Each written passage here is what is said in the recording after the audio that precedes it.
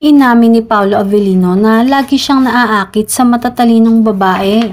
Actually, wala akong preference sa looks. Gusto ko lang talaga masaya kasama, madaling hatakin, cowgirl at hindi maarte. Ganun lang. Nang tanungin kung nakikita niya ang mga katangiang ito kay Kim Chu, sinabi ni Paolo, si Kim ay napakatalino na tao, maganda pa.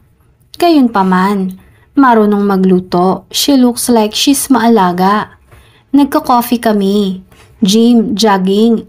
Yun nga ang bonding namin. Lumalabas kami ng tent tapos nagkakape lang kami sa labas. Minsan may awkward din na time kasi nagkakape lang kami. Hindi kami nag-uusap, cellphone lang siya, cellphone lang din ako ng matagal.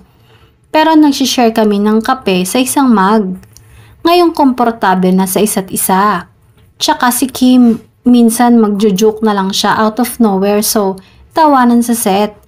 Yun siguro yung nag-break ng barrier or ice between us. Yung mga jokes ni Kim para maging komportable kami.